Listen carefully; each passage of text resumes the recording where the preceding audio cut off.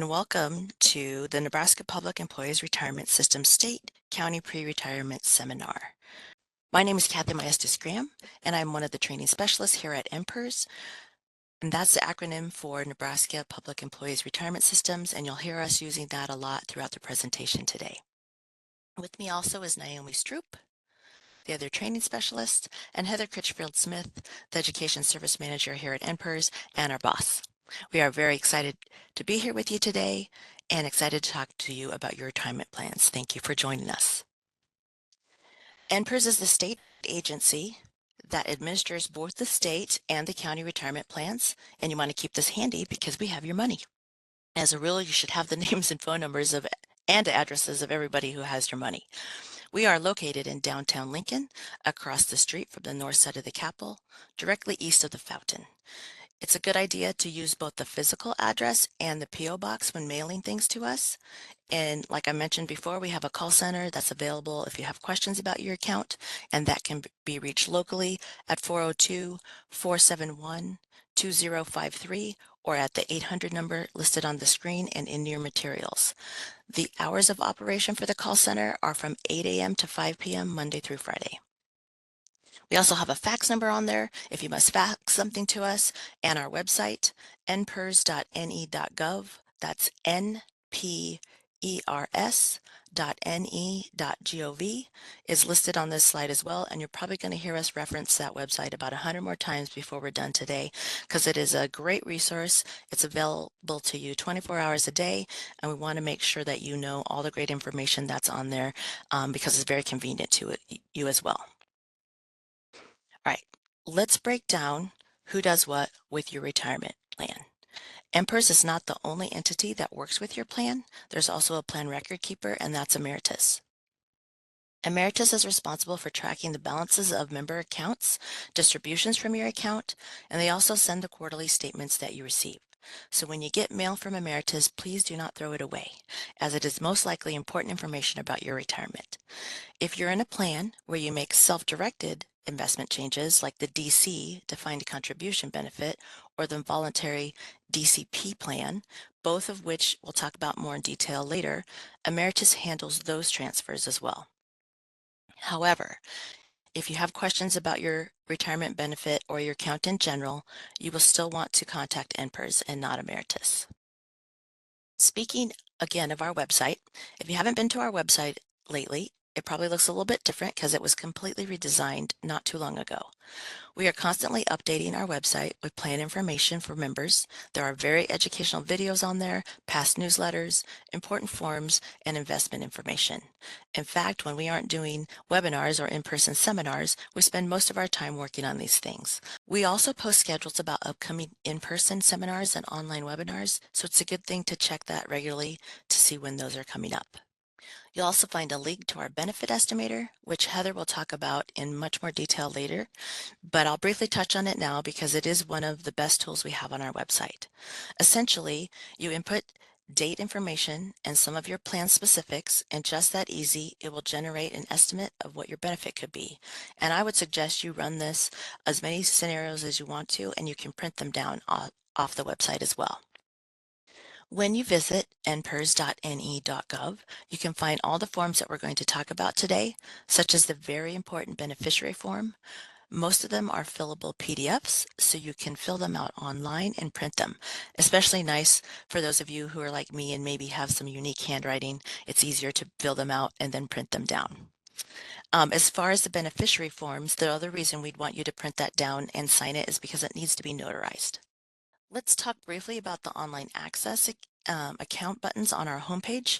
There are two separate online accounts to access, and they are available to the state and county members through our online page. And you're going to have two separate logins that lead you to two separate pages. In the top right-hand corner of the homepage, it says Login in yellow, and that drop down on there will allow you to choose NPERS or allow you to choose the Emeritus login. If you create an NPERS online account prior to retiring, it will allow you to review your beneficiaries that you have on file with us, and that is very important because beneficiary information cannot be given out over the phone. So make sure that you have the access to that.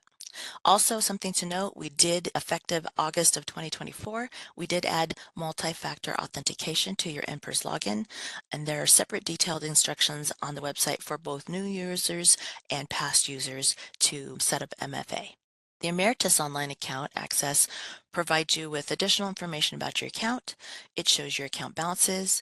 You can access your quarterly statements, and you're in the retirement plans that allow you to make investment elections such as the DC Deferred contribution and or the voluntary DCP plan. You can do elections online as well through the Emeritus website.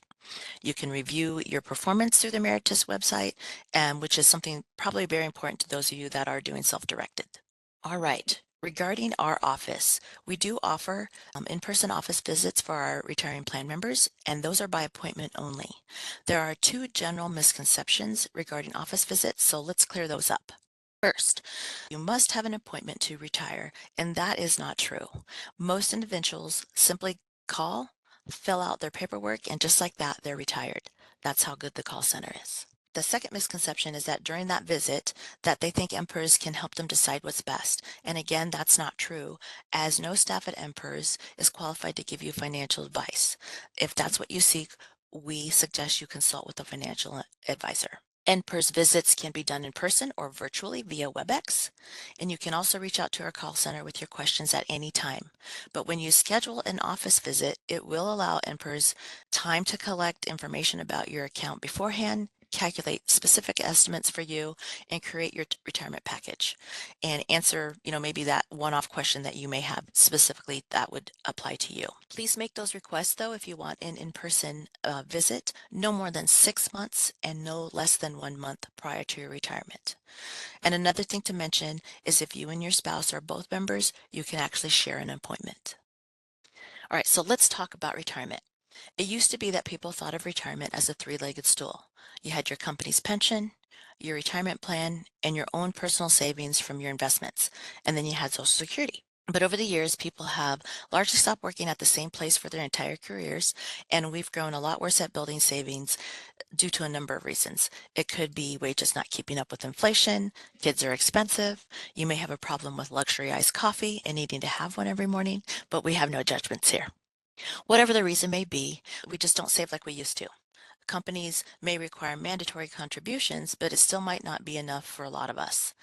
And so what's happened more and more is that two of those legs on the stool have gotten smaller or possibly disappeared altogether. People are putting a lot of faith in Social Security and a little luck to refund their retirement, and that's a problem, given that Social Security is only designed to replace 35 to 40% of your income. So when you start taking legs off that three-legged stool and it starts to tip over, no one wants that to happen. We want our stool to be sturdy and we want retirement to be the same way. It's important to note that what we're talking about here is your money, money that no one else can access. Bankruptcy and financial hardship cannot touch this money. The only possible way that someone gets access to your pension is if you run into some trouble with the IRS or possibly a divorce. So if you keep the tax person happy and your spouse happy, you shouldn't have to worry about your money not being there for you. Your money is invested and available to you only when you quit or retire. So again, you can access this money only when you quit or retire. It is your pension with no Social Security offset, meaning the amount of your benefit does not affect the amount of your Social Security payment, and the amount of your Social Security payment does not affect the amount of your retirement benefit. With that statement in mind, as you're sitting here today thinking about retirement, it's important to think about how much you're going to need. Your mandatory contributions at work might not be enough. In fact, they probably won't be. And most of us will need to save more. Keep this top of mind as we spend time talking about how your mandatory plan works and hopefully share some possible solutions for you to do some additional savings, like with our optional deferred compensation plan, DCP. This slide shows the different things we're going to discuss today. I'm not going to spend too much time going over them now because we'll go into them in more detail later. But the first thing we're going to talk about is which benefit you're a part of, the cash balance benefit, CB, or the defined contribution benefit, DC. Then we'll talk about contributions, which is money placed into your retirement account. After talking about the money portion of it, we'll discuss vesting, Being fully vested is the point where if you were to terminate, you would be entitled to all of your contributions plus your contributions that the employer gave. Next, we'll discuss investments and rate of returns, and then we'll talk about retirement and termination options. After that, we'll discuss the different annuity options. An annuity is a fixed sum of money paid to somebody. And with annuities, we'll discuss the benefit estimator, which, like I mentioned before, is an incredible tool we have on our website that shows you an estimate of how much money you could possibly get with each annuity option. And lastly, we will discuss disability, death before retirement, and finally, the voluntary DCP plan. An important place to start is to talk about which benefit you participate in. There are two different benefits that you might be a part of as state and a county employee, and those are either the cash balance benefit or the defined contribution benefit. The CB benefit and the DC benefit are the mandatory participation benefits.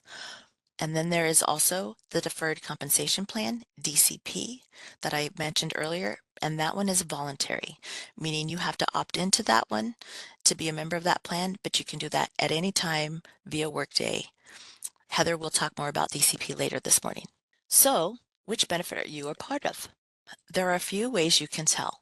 The easiest being that if you began the plan on or after January 1st, 2003, you are a cash balance CB member.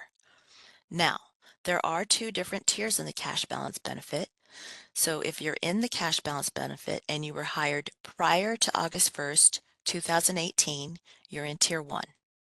If you were hired on or after January 1st, 2018, you're in tier 2.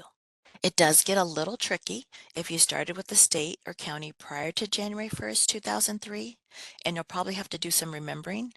As those of you who started before January 1st, 2003, you were enrolled as a DC, defined contribution member, but you were given 3 chances to become a cash balance member.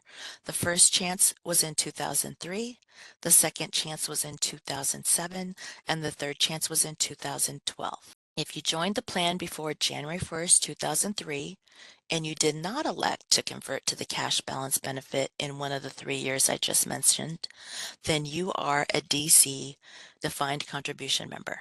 We'll talk more about this in the next couple of slides. I'm going to spend most of the rest of my time talking about the similarities and the differences between these benefits, and we'll talk about how they are different, like the rate of return or the risk, their investment choices, distribution options, and annuity benefits. However, I first want to outline the ways in which they are the same, with those being your contribution rates, your vesting rules, and the retirement age. So you'll notice at this point in the presentation that we've talked a little bit about how the two benefits within the mandatory plan are different, but we haven't talked about how the state plan itself is different from the county plan. The reason for that is they are largely the same. One place where they are mostly the same is in the contributions. So if you are a state employee, you know that every other Wednesday you see 4.8% of your salary taken out to contribute to the plan. The state of Nebraska then matches that at 156%, and that's put into your mandatory retirement account. So 4.8% from your paycheck, they match it at 156, and that's mandatorily put into your retirement account. Now I say they're mostly the same because that's only slightly different than the contributions made if you are a county employee. As a county plan member, you contribute 4.5% of your salary, and the county then matches those contributions at 150%. So while the state and the county rates are slightly different, the contributions themselves are the same no matter what benefit you are part of. If you're a state member, it doesn't matter if you're in defined contribution DC or if you're in cash balance CB, you'll continue to contribute 4.8% with a 156% match. And if you're a county member, it doesn't matter if you're CB or DC, you'll contribute 4.5% with a 150% match. Another way in which the plans are the same is the vesting rules. So as I mentioned earlier, vesting is the point at which if you were to terminate, you would be entitled to all your contributions plus the contributions by your employer. If you are under the age of 55, you are vested in the plan after 3 years of contributing to the plan. For example, I've been with the state for less than a year, and if I were to suddenly quit tomorrow, I would only receive my contributions plus the interest that accrued over the time I've been employed. But at the same time, in 2027, if I were to quit, I would also receive the contributions from the state of Nebraska when I terminated. Now, if you are over 55 and you are contributing member to the plan, good news, you're already vested. You don't have to wait that 3 years, but notice I said you are a contributing member to the plan after age 55. So for example, I'm currently 52, but I couldn't just quit right now, leave my money in there in the plan until I'm 55 and expect to be vested. I would have to be contributing still. So if you are contributing to the plan and you're age 55 or over, you are vested. Those are the easy ways to be vested. Other ways, you were to die or as a contributing member or develop a qualifying disability. Now those are not so fun ways, but you would be vested. All right, next in your materials, starting on page 9, is what one of our statements would look like. As you can see, our friend Walter here has a good chunk of change saved in his retirement account. If you flip to page 10, you can see what a DC benefit looks like. For this benefit, your money is spread out among different investments like a piece of pie. If the pie chart looks like a pie that hasn't been cut into, like on page 11, you're a cash balance member. This indicates that you do not have investment election options because the Nebraska Investment Council, or the NIC, makes your investment choices for you. Now, sometimes DC members elect to keep their money in only one investment, and in that case, their pie chart would look the same as this one. But the telltale sign to determine whether or not you are in DC or CB is it'll list right to the side exactly what you are contributing to. So this particular one literally says cash balance benefit. If this person was DC and only chose one option, it would actually list which one they had. So let's say this person only had small cap company stock fund, this whole thing would be maroon and would only list that one. So that's the best way to determine whether or not you're DC or CB.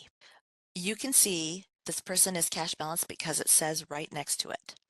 I don't want you to miss out on the other pages of your statement though. So if you flip to the last 2 pages of your statement, they are going to give you details about your fees and give you a summary of your accounts. And they also are a very important way to pay attention to the dividends that you may have received and any announcements.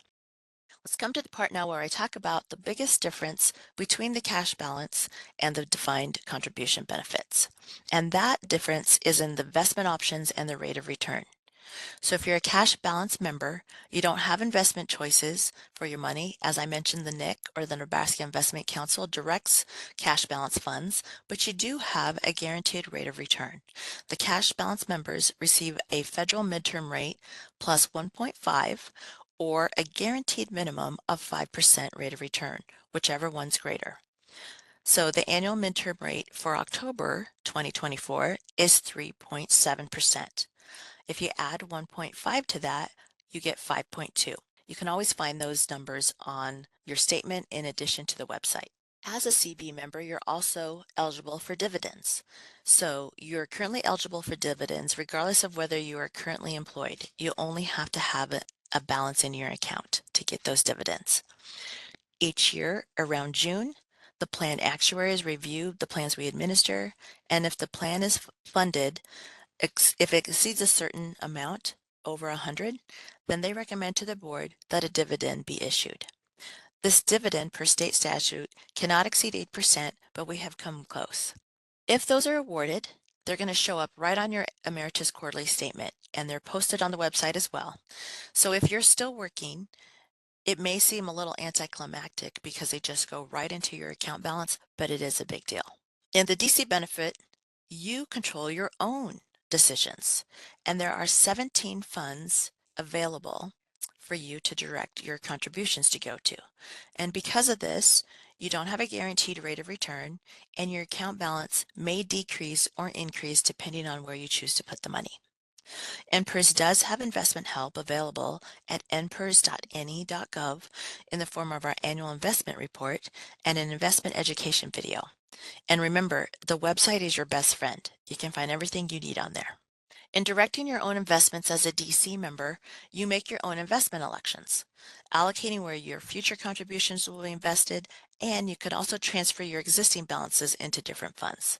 And this is true for both your contributions and the employer contributions. You can make these fund allocations online with the Emeritus account access that we talked about before, or you can use an investment election form that you can find on our website. Now, I would suggest that you use the online account access though, because it's a change that will happen at the end of the market day, as opposed to filling out a form, mailing it in, and then being subject to the post office schedule, along with the handling time for us here at NPERS to deal with the paper form. So it could maybe be a week up to 2 weeks delay in making the change if you do it via the form.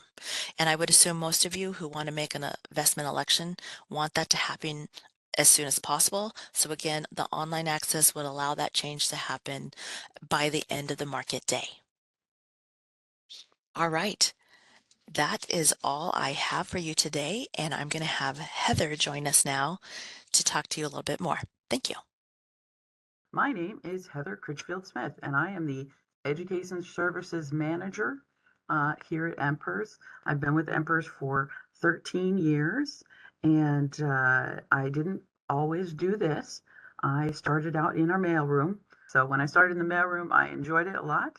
And then I moved to our data services team, which is the team that does all of our direct deposits, your tax forms, beneficiary listings, things like that. Then I moved to processing. So I've actually processed and manually calculated annuity benefits. I have processed deaths. I have paid out distributions, refunds, and rollovers. I have serviced all types of accounts that we now service. So 7 different plans, all different types of accounts.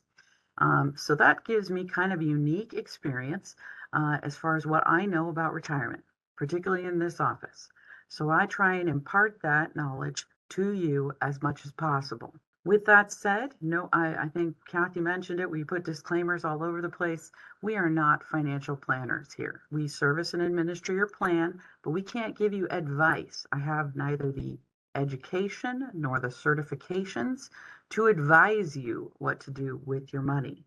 But with that said, I have a lot of experience and I've seen a lot of successful retirements and I've seen a lot of not successful retirements. So if I have tips and tricks, things that I know that will make you more successful, I try and pass those on to you as much as possible. Here's your first two. Are you ready?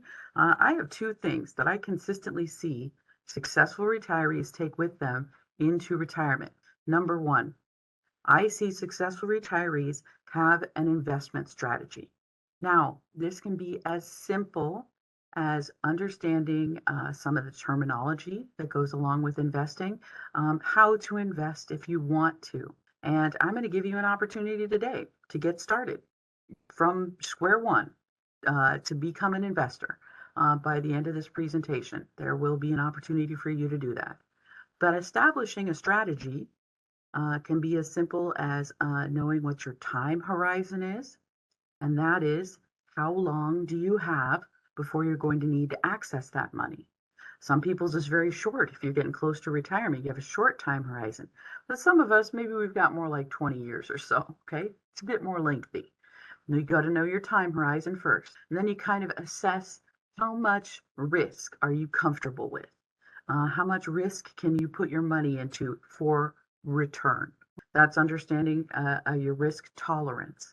Once you have those two things, you can kind of apply those to the funds that you have available, and that's your investment strategy. It's very simple, or you can make it very simple if you want. It's kind of a rule of thumb. If you're getting closer to retirement, most people tend to be more conservative with their investments. If you are further away, you tend to be more aggressive with your investments, but everybody's different.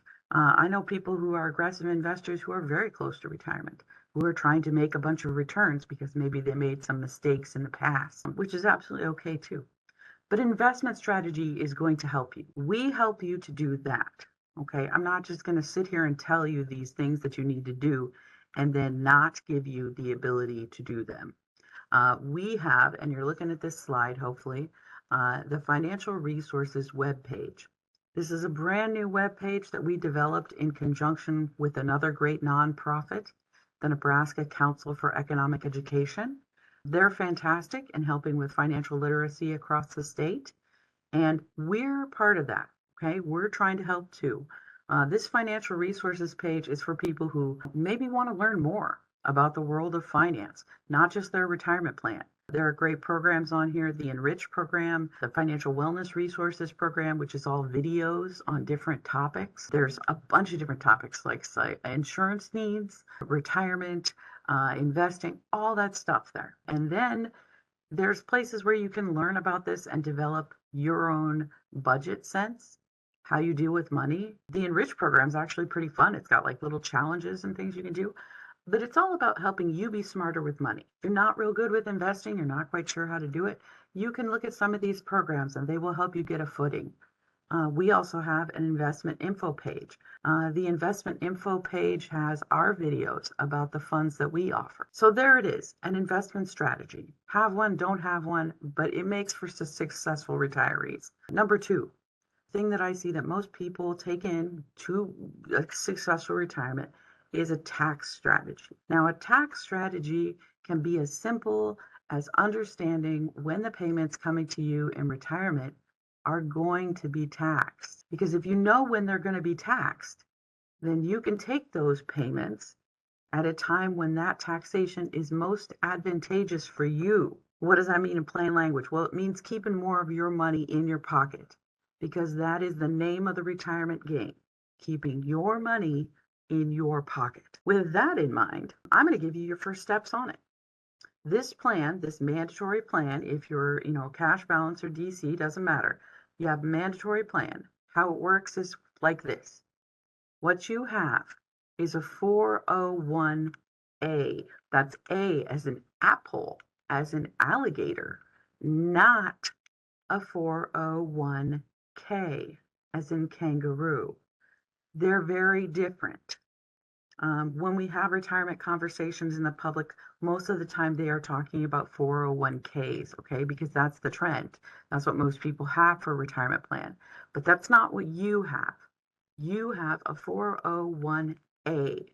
That is a government pension. So the rules that apply to this type of money, and that's what 401A is, it's a coding from the IRS about the rules that apply to this type of money. They can be very different than what you might be hearing about in the news. So that's why you're here today, to learn some of these rules. A very oversimplified explanation of how a 401k works is this. You have contributions that come out of your check, okay? The contributions come out every 2 weeks. So comes out of your check, and it comes out pre-tax, meaning it has not been taxed at this point in time. Comes out of your check, goes into your account. There is growth on that money. And then when the payments come to you in retirement, they are taxed at that point in time. With that in mind, is it such a terrible thing to be taxed on payments in retirement? Let's just run a scenario for you. Are you going to be making in retirement what you're making now? The answer for the vast majority of us is no, we will be making less, perhaps receiving payments that are going to be taxed in retirement when we're making less money than we are now is an okay thing, because maybe that'll enable us to be in a lower tax bracket, which would then enable us to keep more of that money in our pocket. Sometimes it's very difficult for us to put ourselves into the place that we're going to be in 5, 10, 15 years financially, particularly when we're not working, into a retirement mindset. So I've shown you this page and I've told you a little bit about the 2 things that are going to make you successful, hopefully. Let's just flow on through to the next topic, RMDs. Okay, this has something to do with taxes, because I told you how the plan just works, didn't I? I said, okay, pre-tax money comes into your account. It's taxed when you get paid on it. This is one of those things that literally, it's kind of exactly what it says it is. It is a required minimum distribution. Now, I also know that on this call today, we have several people who need to be paying attention to this. What is an RMD? It is essentially the government taking a look at your pre-tax retirement plan and saying, boy, it sure would be a shame if somebody were to tax that. So they say that if you have not taken funds from your retirement account by a certain age, and if you take a look at this chart that's up here on the slide, if you know the date you were born, you can figure out your RMD age specifically. Now, that's the age by which you need to have taken funds from your retirement account. And if you haven't, then you're going to be required to do so.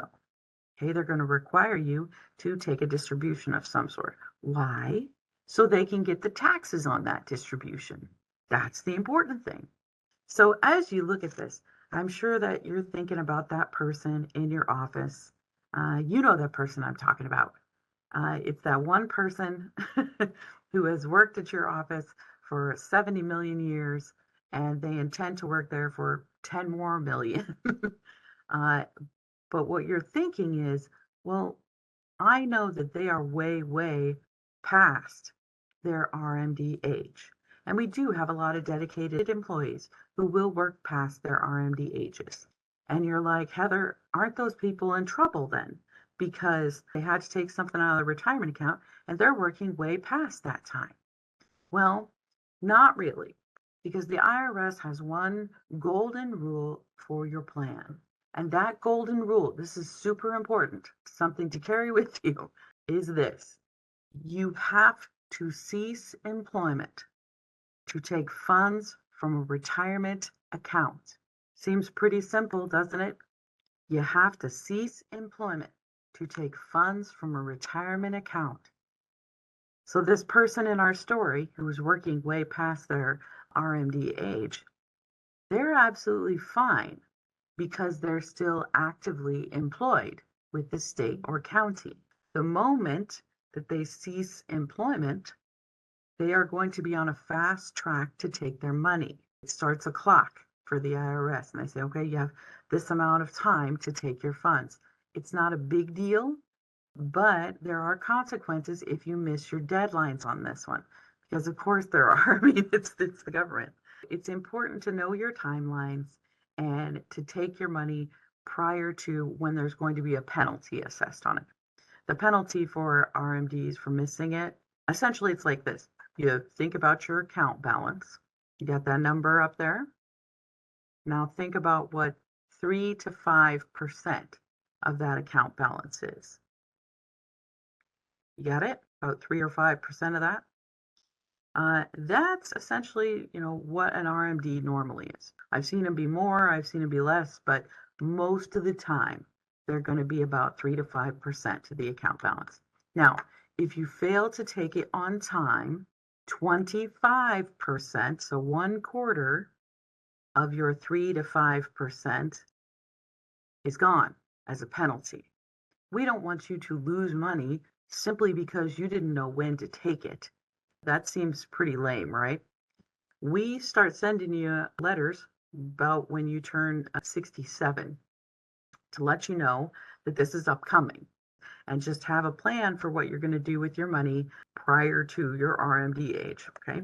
Or when you're going to cease employment if you are working past your RMD age. This becomes particularly important for the cash balance benefit, but we're going to get into that in a minute about why it is so important. We've talked about RMDs, some taxation stuff. I gave you the golden rule, didn't I? That you have to cease employment prior to taking funds from a retirement account. So when you cease employment can be of importance. We have different terminologies for ceasing employment depending on what age you are when you do it. So if you cease employment, we don't care exactly how it happens. To us, the important part is the ceasing of employment. You cease employment on or after age 55. That is considered a retirement. We call it a retirement in the office. The only reason it's really kind of important is if we're one of the state members on the call, it has something to do with the continuation of health insurance. But if you are prior to age 55 when you cease employment, we call that a termination. It doesn't necessarily mean that you were fired or that you quit or what happened. Like I said, that's not important to us. It is simply important that you ceased employment so that we know you have access to retirement funds now. This one is important though, because if you cease employment prior to age 55, so you terminate, you may be assessed a taxation that is kind of a big deal. It's called the early withdrawal tax penalty. If you take a withdrawal, and you know what, we're just going to use in this example a lump sum, which is cash coming directly to you from this mandatory account. So if you try and take a lump sum withdrawal, we have to mandatorily withhold 20% federal and 5% state for taxation. You might get that back at the end of the year. I don't know what tax bracket you're in, but that's how that works, okay? If you ask for a lump sum withdrawal, cash directly coming to you, that's how we withhold taxes when we cut the check. If you're subject to the early withdrawal tax penalty, then later on during the year, when you go to square up with the IRS and do your taxes, they're going to assess another 10 and 3 in taxation on that. So we withhold 20 and 5, then you get hit again at the end of the year when you do your taxes with another 10 and 3. So 10% federal and 3% state. So now you're having withheld from whatever you've asked for 38% for taxes. That's not keeping your money in your pocket. It's not. It really, really consider if you must take funds out if you're terminating employment, because that taxation is no joke. And so we let people know upfront that it can occur. That's not a tax that we assess here. That's an IRS thing, but it's important to know that it's there. And these terminologies, these are the same whether you're DC, so defined contribution, or if you're cash balance. Important to know there. So now that you've ceased employment, you have access to the funds in this account, don't you? You've completed that IRS golden rule. So what we're going to talk about is distribution options. And these options are particularly important. I'm going to tell you, Kathy was talking earlier about DC versus cash balance. So you've got defined contribution who are making their own investment choices and stuff on their mandatory account, and cash balance who are not, and some of the differences in between those. But it is particularly important that you know what you are, if you're cash balance or if you're DC. Because as I go through and start talking about these distribution options, they are different if you're DC than if you're cash balance. You have different options for distributions. So you best know what you are. Otherwise, it's going to be very confusing. We're going to talk about the distribution options for our defined contribution participants. You ready? Lots of distribution options for our DC members. You can do a deferral, which is essentially just leaving it alone. You can take a distribution, and when we say distribution, we either mean cash coming directly to you, so a lump sum, or a rollover if you decide to roll your money out to someplace else. You can do a systematic withdrawal, and a systematic withdrawal is essentially just a series of lump sum payments. Or you can do a monthly annuity. That is taking the money out of your account and annuitizing that into a promised payment over time. Or you can do a combination of all these essentially. But the most important part about your options for DC members is the one bullet point on this slide that I did not read verbatim, that if you are a DC member, there is no limit to the number of distributions you can take, except for your account balance. What does this really mean in layman's terms? What it really means is DC members can take partials. You can do a partial lump sum or a partial rollover and then leave the rest of your account. That is the most important distinction here, because as we roll on to talk about cash balance distribution options, the main difference is that cash balance cannot do partials. You cannot take a little bit out and leave the rest. Cash balance has something called a one-time distribution event. What that means is if you have a cash balance account and you take $1 out, you have to take all the dollars out of that account. You can still do all the distribution options that we talked about for DC, essentially, except for systematic withdrawal. So you could take an annuity, you could do a lump sum, you could do a rollover, you can do a combination of any of these, but you have to do it at one point in time. This is also where I'm going to go back and circle back and talk about RMDs for a minute. You remember I said cash balance has kind of a special thing about it? Well, imagine that you are a cash balance participant and you have gotten up to working past your RMD age. So if my RMD age is 72, let's say I am 73 now and I still want to work for the county. And so then I retire, so I cease employment. I know that I'm past my RMD age. So I'm going to need to do something with my account. If I'm cash balance, then I need to know what I'm going to do with all of my account, because I cannot simply take a refund of the RMD amount and then leave it. Because once I take $1 out, I take all the dollars out. So if I have hit my RMD age, then they're requiring me to take a distribution. I have to take all my money at that time, just to make sure that you don't mess with any of those penalties or have those assessed per RMD stuff. We just went over the distribution options for DC and cash balance participants, but I did kind of want to go over just one more time the important parts of that. If you're a defined contribution member, the important thing to keep in mind is that there are no limits to the number of distributions you can take except for your account balance. If you're cash balance, the important part to remember is that one-time distribution event that you've got. So if you take $1 out, you have to take all of the dollars out from your account. Okay, so I am going to give an example of how to use this one-time distribution event for our cash balance members, because it's kind of hard for people to wrap their minds around that conceptually sometimes. Okay, so you ready? I am a cash balance tier 1 member, and I am. Let's say that in my account, I have a total of $60,000. Okay, that's my whole account balance. And I retire. At that point in time, what I'm going to do is I'm going to take a $10,000 lump sum. Lump sum is cash coming directly to me. So I know that that's going to be taxed at 20 and 5 for withholding. So I'm going to do that. And you're like, Heather, why would you do something like that? Well, maybe I have read the research study that just came out of the Boston Center for Retirement Research that basically just said most individuals in retirement, and it's a big percentage, like 60% or something, were not prepared for what they call a financial shock. And you're like, what's a financial shock? Well, a financial shock is when, you know, that tree that you've been asking your neighbor to trim for years? Yeah, there was a big storm and now it's fallen through your roof. It's an emergency.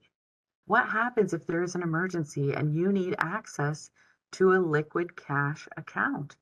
Most people don't have that set aside. The percentage was 60% that didn't have anything set aside for that. So if there's a financial shock, you know what? Now that I know that I've read that study, I'm going to prepare myself. I'm going to take that lump sum of cash, which if it's 20 and 5 is withheld from that $10,000 I asked for, it's going to be about 7,500. And I'm going to put that into an emergency account, a liquid cash account that I have access to for emergencies in retirement. Okay, so that's $10,000. I think the next thing I'm probably going to do is, you know, I'm working with a financial planner. I'm going to roll out $25,000 to my Raymond James, Charles Schwab, Edward Jones, Fidelity Vanguard account and just do that rollover to that. All right. The next thing I'm going to do an annuity. I'm going to purchase an annuity. That is a promised payment over time. So I'm going to establish an income stream that's going to run in conjunction with my Social Security that's going to provide monthly income for me. Okay, and I'm going to spend my last 25,000 on that. My lump sum is 10,000. My rollover is 20. My rollover was 25,000, and my annuity payment that I'm going to secure that income stream with, that's 25,000. So I've done all of the distribution options. I just have to do them at one point in time on the same application for distribution, and then I need to make sure I've got my whole account. So 10,000, 25, 25, that is $60,000. That is my whole account balance. I've done all the options. I just need to make sure that I take everything out of that account at one point. So now that we've gone through that, we're going to go through every single one of these distribution options again so that you feel confident in the choices and options you have available to you. The first one we're going to talk about kind of in depth is deferral. This is the easiest of the options because what is it? It's simply leaving it alone. I used to work for a private company at one point in time, and so when I left, they forced my retirement account out. They said, okay, you're leaving, take it with you, get out of here, which is great, for my shopping habit, but wasn't particularly good for my retirement finances. Okay. Now, the state's not like that. If you leave employment, if you cease employment with the state or county, you don't have to take your retirement account. In fact, there's a lot of good reasons to just leave it. If you are a DC member, that first and foremost reason that you'd want to leave it is the fact that it's invested exactly how you want it to be invested. It's still making you market returns based on what you have it invested in. And those are those 17 funds that basically they're picked out and vetted by the Nebraska Investment Council. A lot of them are index funds, some of them are target date funds, but you have a pretty big array of things to pick from to apply your investment strategy to. And if you're doing that already, it's still going to keep making you returns. Okay. You can also change your allocations and transfers. So let's say you're not happy with the funds you're in. You can get into your Emeritus Online account and change those. Even if you're not employed with the state or county anymore, you can still make those investment choices and move stuff around how you want it to, of course, make it the most money for you as possible. Another thing about us is as far as they go, if you checked private fees for investing and things like that, we are not only competitive, but we're a nonprofit. So our fees are low because of that. Okay. So you can leave it. If your cash balance, there's a lot of good reasons to leave it alone too. You've got that guaranteed 5% minimum that you make no matter what the market's doing, whether it's good or bad. And essentially, I'm going to let you know a little secret. Most people that we talk to when we do these seminars might not know this, but the guaranteed minimum, that 5%, it's been over 5% for the last 2 years. And that gets changed quarterly because it's based on the federal midterm rate plus 1.5%. That's in state statute. So that's been more than 5% for the last 2 years. Another good reason to leave your money, you're earning dividends. If you have an account balance, you don't necessarily have to be employed to receive a dividend. You simply have to have an account balance. The last time we had a dividend issued, which was like June-ish, and I think it was like 2.48% for the state and like 1.92 for county. That went to anyone who had an account balance on 12/31 of 2023. So you don't necessarily have to be employed to get that. So it might be a good reason to leave it if you're not. If you're going to take it someplace that's not going to make you A, that kind of guaranteed return, or B, that kind of dividend potential. Another thing that's happening that most people don't even consider, but is kind of cool, if you're not taking funds out of this account, taxes are not happening. This will sit here and grow pre-tax until funds out of this account go to you, right? Because that's when they're taxed, when funds come to you. You're not getting taxed on this account if you're just leaving it. Another option you have, of course, is lump sum distributions. This one's simple, so I don't get too much into it because I've already mentioned it, at least the important part, and that is the fact that it is taxed at 20 and 5. Now, when we talk taxes, that 5% state, people go, well, Heather, what happens when I move to South Dakota when I retire? And then I take a lump sum. Are you going to withhold that 5%? Well, there's a place you can indicate if you want to be exempt from that 5%, but you got to fill out that W-4N in order to do it. If you don't, we can't simply go by your address. Why can't you just go by my address? If it says I live in Texas, why would you still withhold Nebraska state taxation? Good question. But in today's gig economy, as far as people being employed in other states, working remotely, and things like that being so prevalent, we can't just guess about what you want done with your taxes based on an address. So you have to fill out that W-4N, but as soon as you do, we will not withhold. All you got to do is put your exempt on there and we won't withhold the 5%. Okay? Lump sum is cash coming directly to you. Let's talk about rollovers a little bit. I said in my example for the cash balance where I was talking about the total amount, I was going to do a rollover to my outside account. And you can certainly do that too. We have a lot of people who might be thinking about rolling this account or part of the account into something like a traditional IRA. It is interesting because it functions almost the same way as the mandatory account does. Okay. So when I talked really oversimplified about how it worked, where contributions came out of your check pre-tax, and then there was growth, and then when payments got to you, they're taxed at that point in time. That is the same way that a traditional IRA works.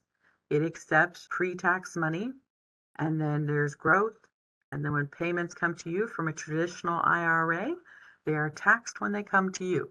This is exactly the opposite of how a Roth IRA works. A Roth only intakes post-tax money. That means that whatever is going into that account has been taxed when it goes in there. There's growth, and then when payments come to you from a Roth, they are tax-free. That is why there's such a buzzword about that. Oh, tax-free payments in retirement. That would be awesome. And yeah, it can be a great part of a very solid tax strategy.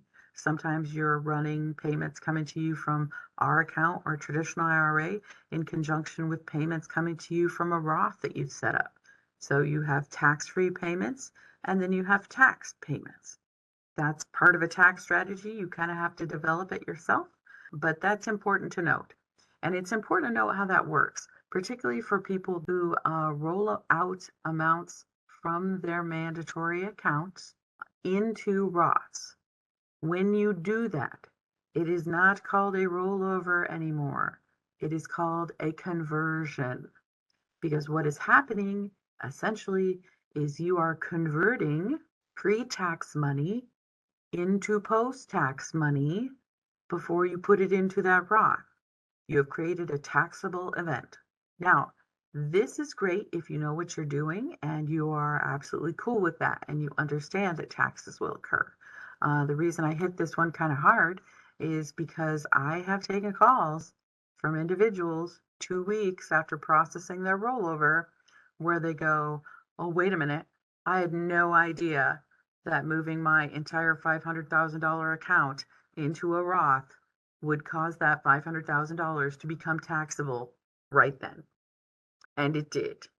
And there is nothing that we get to do about it. So simply be aware of the type of money that is accepted into these new accounts that you're rolling things into so that you can be prepared for either tax consequences or what's going to happen with that, or make sure your paperwork is all done. It's just very important to note. Okay. Nobody wants that call. It's a bad call.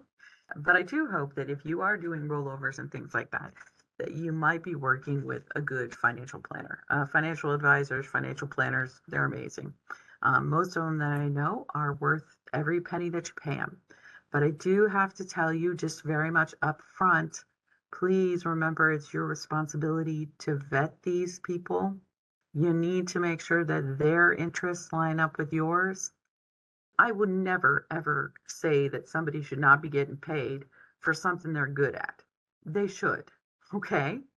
But first and foremost, Financial advisors or financial planners very often only sell certain types of products that they are familiar with. So you might not be getting the whole variety picture that's available to you on the market.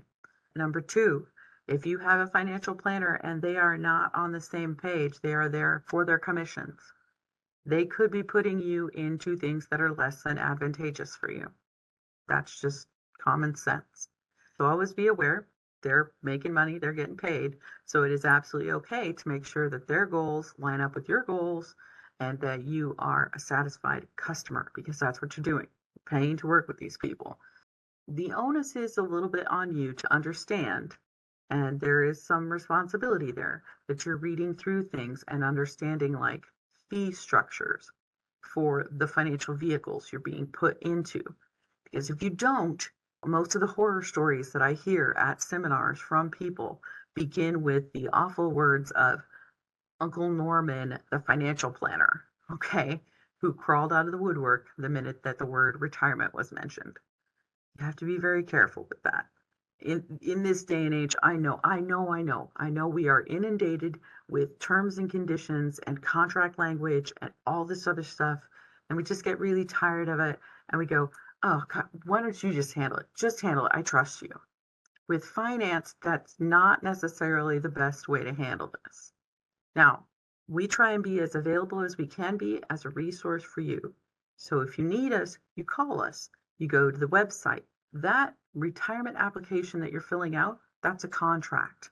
So make sure that you know what you're signing up for when you put your signature on it. That's very important to us that you are comfortable and knowledgeable about it. Now, this part is for only my DC members on the call. Okay, so the defined contribution people. We're going to talk about systematic withdrawals.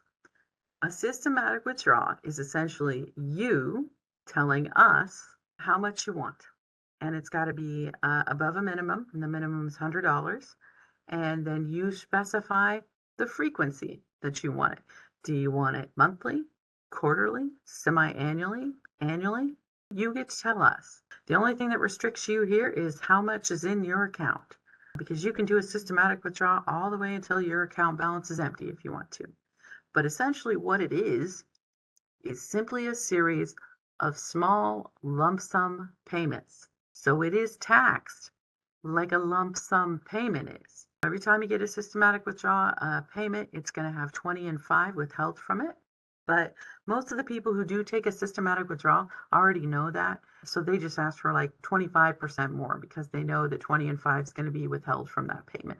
So if you want a specific amount, you just ask for that 25% more. The next one we're going to talk about, this essentially is us telling you how much we'll pay you. And there's one frequency, and it's monthly. This is a monthly annuity. What you're doing when you do this is you're taking the money from your account and you're using it like a wallet. You know, when you go into the gas station and you're going to take money from your wallet to buy your candy bar and scratch off tickets, and that's what you get. You get a different product. You pay for it with the money from your wallet, you get a different product. Annuities are a lot like that. You're taking money from your account and you're purchasing something else. You're purchasing a payment over a specified amount of time. Now, Americans don't like annuities. I'm going to say it up front. There's study after study about this, mainly because we don't like giving up access to a large sum of money for a simple promise of payments over time. That doesn't make sense to us. But I'm going to tell you, most financial planners are going to try and get people to set up income streams that are reliable and will pay them for specific amounts of time to replace income. It's called salary income replacement. And we're going to go over some scenarios and situations and things like that in a minute. Well, you'll be able to see these. Now, this is a great slide, but I have seen people in seminars actually get out pen and paper looking at this slide and try and figure out what an annuity payment's going to be. But don't do that. We make it real simple for people to know what they could get as an annuity amount by using the benefit estimator. The benefit estimator, I'm going to go through that in depth, so you're not going to have any excuse not to use it at least once to kind of see what the plan could set you up for as far as a payment for your life. This is a big deal because people understand how Social Security works, right? You work for a certain specific amount of time, and that they're going to give you a payment for a specific amount of time, which is the whole rest of your life. But people don't understand how annuities work for some reason.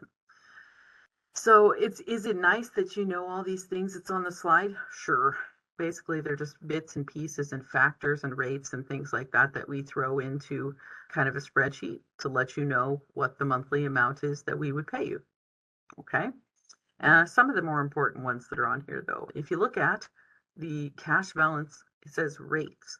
But what that is a factor rate, which it means it's plugged in exactly one spot on that spreadsheet that we use to calculate your initial payments. And that's the only time it's used. The importance of this rate is the higher that it is, essentially, the less money you have to use from your account to get a better monthly amount. And I'm going to show you what I just said in number form here in a minute. But right now, with cash balance tier 1, they have a factor rate of 7.75. Tier 2 has a 7.1%, and that's going to go down 0.1%, but it's going to end up at 7%. It's going to sit at 7%, okay? And that's because that's based on actuarial studies that we changed that. For DC, if you're going to take an annuity, we get a new rate for that every single year in January. Now, I'm not really allowed to say things are good or bad because that's purely connotative language, but I will tell you the DC annuity rate for this year is good. And the reason that I get to say that is because I know what the DC annuity rate has been for the last 5 years. This year, it's 6.20%. Okay, last year it was 5.61. The year before that, it was 3.12. The year before that, it was 2.11. And the year before that, it was 1.87. So 6.2 is good. All right. So if you want to know what this looks like in dollars and cents to yourself, make sure that you are using that benefit estimator to see what we'll give you per month. Another important thing about annuities is that this is not something that you can just kind of willy-nilly be like, well, I'd like to do this. And then 2 months later you say, no, I don't really like this. Can I have my money back? Nope. What you sign, like I said, is a financial contract. So once you establish an effective date, that's the first day you want to get paid, you're locked in. So be resolute in the decisions that you make. This shouldn't be a big deal. Last but not least, something that can affect the monthly amount with an annuity is the COLA. What's a COLA, guys? It's a cost of living adjustment. And with the COLA, you get to decide if you want that at the very beginning when you pick your annuity. You say, I want an annuity with COLA or I don't. And the COLA is a set amount, it's 2.5%. And if you pick an annuity with the COLA option, then what's going to happen is it's going to start a little bit lower per month, but then it will increase every year 2.5%. See, if you would choose to not have a COLA on your annuity, then essentially that monthly amount's going to stay the same the entire life of the annuity. It'll be a static number. I can't choose if a COLA is going to work for you or not because it is kind of based on that guess about how long you're going to live. Because at a certain amount, the with COLA annuity, because it's building up 2.5% every year, is going to or will overcome the static amount of the without COLA annuity. But you want to maybe run estimates for both and see which one you think will work for you. So when we talk about the annuities, let's talk about what we have on offer as far as the annuity options. With the annuity options, these annuities that you can pick that essentially they are going to guarantee that lifetime payment, the payment over time that you've got. I like to talk about the annuity options. Why? Because I've seen them work. I've seen them work for people. An annuity can establish that lifetime income stream that you need, and it can protect things in your life. When we look at these, everything above that green line is going to guarantee you a payment for the rest of your life. And that's you, the member. It guarantees you, the member, a check every month for the rest of your life. That's all the options from life only all the way down to non-spousal, joint, and survivor. So it's just very important. What are you trying to protect? Who are you trying to protect? If you can assess these needs, then essentially you're assessing your need for a death benefit and how that this annuity can help you with that. With that said, I have seen some of these work really well in a lot of different financial scenarios. And if I can impart those to you, I'm going to do it. The first one we're going to look at is life only. And I like to explain this one because it's simple to explain. Essentially, it is a payment for your life only. Okay? So when you end, it ends. There is no death benefit option associated with this payment. You don't even get to put a beneficiary down if you pick it. However, I have seen this option work really well, particularly for retirees who are going into retirement not carrying a lot of debt. If you have everything paid off, then you don't really have a need for a death benefit, do you? Maybe you've decided that leaving money to your kids or grandkids, it's a better way to do it if you do it through life insurance. And you know that leaving money to people through life insurance is one of the only, even slightly, tax advantaged ways to do it in the state of Nebraska.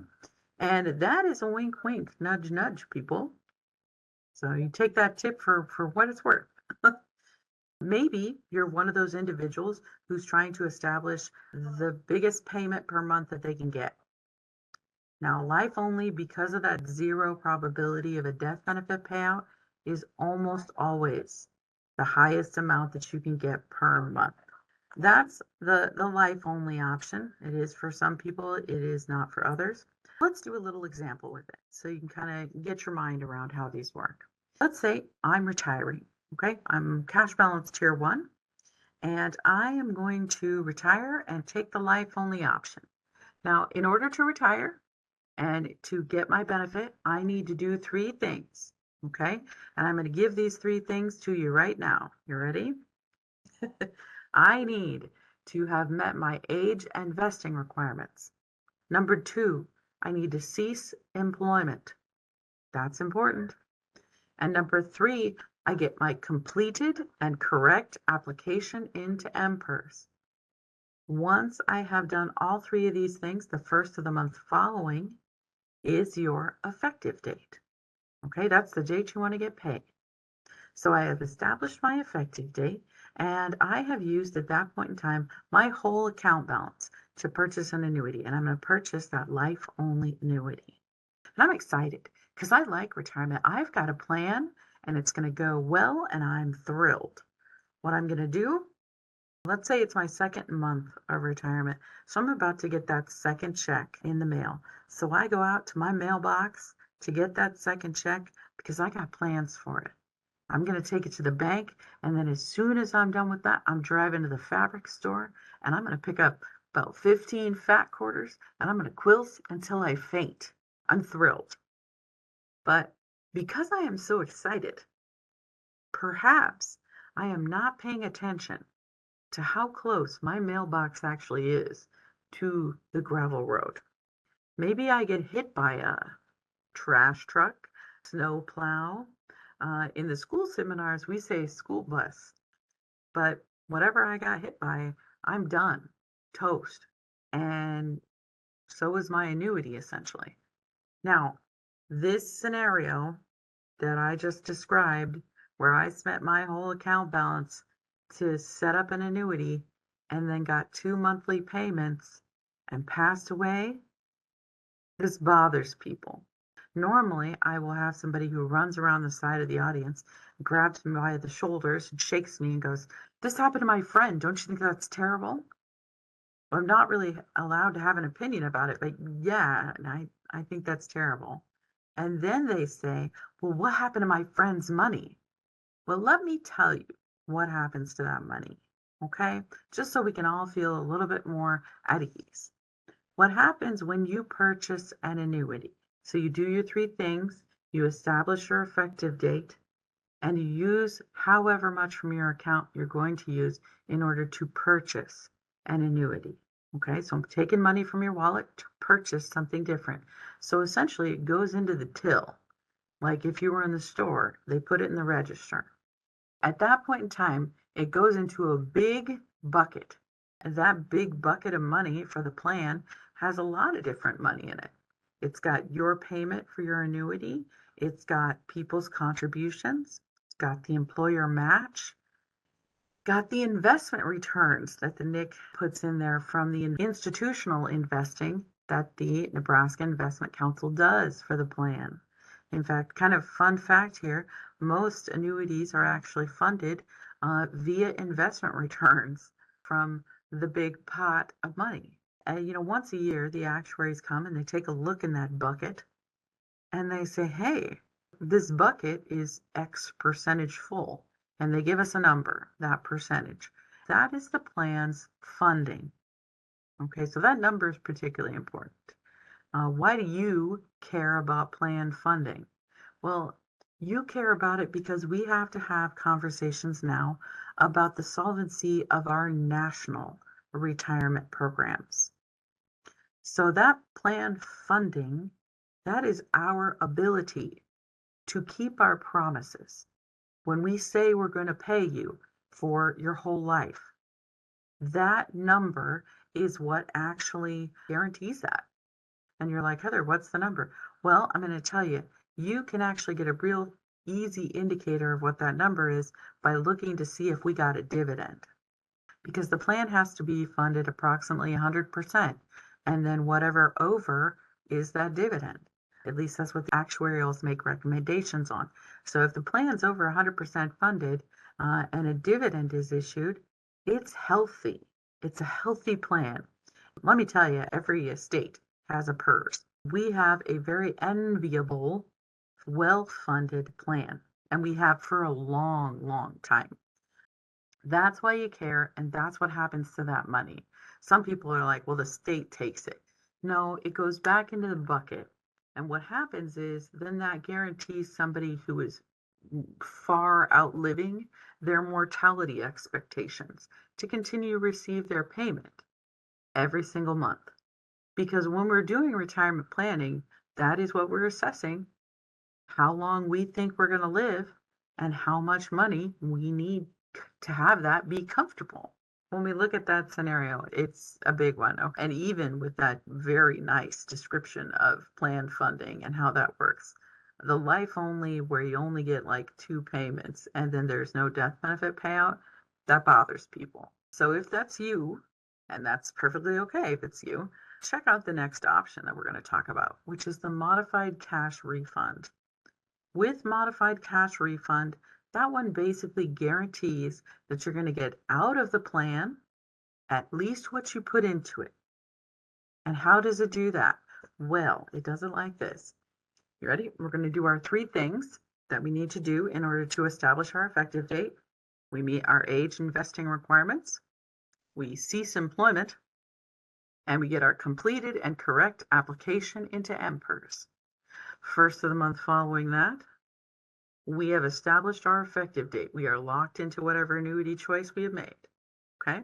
Now, in this case, we picked the modified cash refund and we spent $60,000 out of our account, but we're going to spend $60,000 to get our annuity, our modified cash.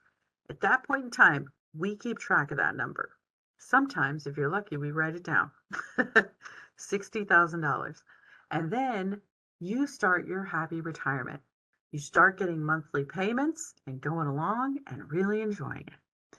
And we keep track of that amount, how much you're receiving in benefit payments. And when you pass away, we look at that initial number, how much you paid for your annuity, and we subtract from it what you received in benefit payments. And then if there's anything left, that's paid to your beneficiary designated on file. Ta-da, that's how that works. So in this example, we started out with 60,000, right? Let's say that I'm going along and I get $10,000 in benefit payments. If I pass away at that point in time, then what's going to go to my beneficiary designated on file is approximately $50,000. 60,000 minus the 10,000 I received in benefit payments equals $60,000. By the same token, let's see, if I get my $60,000 annuity and then receive in benefit payments $120,000 and pass away, how much is going to be paid to my beneficiary designated on file?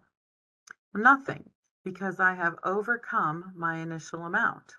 Okay, if I paid $60,000 to get that annuity and then received $120,000 in benefit payments, there won't be a death benefit because I've overcome the initial amount. Now, I still received $120,000 in benefit payments, so I didn't make out too shabby, but that's how that works. The next one we're going to talk about are the period, certain, and continuous options. And with the period, certain, and continuous options, you get to pick. You get to pick your certain period, 5, 10, or 15 years. And with those certain periods, I don't want you to think about them in terms of years. I want you to think about those in terms of monthly payments. How many monthly payments are there in 5 years? 60. There are 60 monthly payments in 5 years. And so that means there's 120 in 10 years and 180 monthly payments in 15 years. Those periods are the certain period during which a death benefit is going to be paid. And they start right when you get your first payment. So I get my first monthly payment, my certain period that I picked starts right then. And I go along and receive monthly payments within that period. And if I pass away in my certain period, the remaining monthly payments are then paid to my beneficiary designated on file.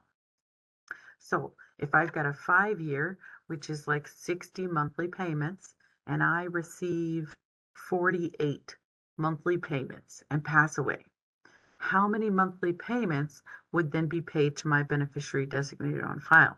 That leaves 12. 12 monthly payments would go to them, the last year of payments. And to get even more into the weeds on this one, if my member benefit, like what I'm receiving per month, is $900, and I have 3 beneficiaries designated on file, then my benefit gets split 3 ways. So each of my beneficiaries would get $300 a month for the last 12 months. And that's how that one kind of works. Now, I know somebody who picked the 15-year period, certain, and continuous, and they did it because they were using this plan to essentially complete a goal. And I'm going to tell you, I do a lot of retirement research. And if you make a goal, some kind of goal, it doesn't have to be a financial goal, it can be a personal goal, a hobby goal, just some kind of goal. And they say if you do that before you go into retirement, you're happier most of the time. It's another little retirement secret I'm just going to give you for free today. The person in my story, they wanted to satisfy a goal. Their goal was the fact that they wanted to protect their house. They were hitting retirement with about 15 years left to pay on the mortgage. Okay. But it was important that the house be protected because they had a big family and everybody lived in this house. They protected that by running benefit estimates and having a look at what the monthly amounts would be. And the 15-year covered the mortgage amount. Okay. So they picked that one, because then they know with the last 15 years of payments, at least they'd be able to take care of that. But the person, they actually paid off the house themselves. They paid every single month and didn't need that death benefit that protected that house. But they also lived 13 years past that time. So 15 years initially and 13 years more. So 28 years. And this highlights the continuous part of this option. The reason I get to tell you the story is it's my grandma. So I'm going to tell you first and foremost, she did not plan to be 98 years old when she passed away. I think few of us do. Although longevity is it's a big deal. This generation that's coming up into retirement tends to have better stats as far as living longer. Most people don't plan to be that old. So establishing these income streams that are going to take care of you no matter how old you are. She still received a payment the month she passed away. 28 years of payments. That's important. And that needs to be a factor when you're doing these considerations about what you want. That's the continuous part of it. Even if you're outside that certain period that a death benefit is going to be paid, this continues. It pays you for the rest of your life. All the options above the green line do. So it's life only all the way to non-spousal. Every single one of these pays you, the member, a check for your whole life. And that's something you have to keep in mind because it's important. Now, modified cash and period certain and continuous, both of those two offer you something else. It's called beneficiary flexibility. And beneficiary flexibility is going to be super important to some people. It's the ability to change your beneficiaries after you've started to receive payments. Because maybe you have that Thanksgiving. It's the Thanksgiving that makes you want to reach for a beneficiary change form. And if it's you, then you want the ability to do that. You need to pick an option that's going to allow you to do that. And that is modified cash or one of the period certain and continuous options. So you can change beneficiaries after you've started to receive payments. Another thing with beneficiary flexibility, you can have multiple beneficiaries. Like, let's say you want to have your 10 grandchildren on as your beneficiaries. You can do that, but you need to have an option that's going to allow you to do that. That's modified cash or one of the period certain continuous options. Another thing, if you'd like to have an entity as a beneficiary, let's say you have a very important church or a charity that you'd like to leave money to, modified cash or one of the period certain continuous options allow you to do that.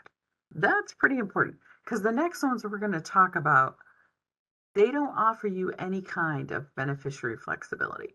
They kind of tie you in with the beneficiary. Just as a reminder, we talked about the life only, right? Life only is the one where it pays you for your life only. There is no death benefit associated with that. The next one we've got, of course, is the modified cash refund. How that one works is we take a look at what you spent to purchase that annuity initially, and we subtract from that what you've received in benefit payments. And if there's anything left upon your passing, that's going to go to your beneficiary designated on file. And then, of course, the period certain and continuous ones, you pick a certain period during which a death benefit's paid.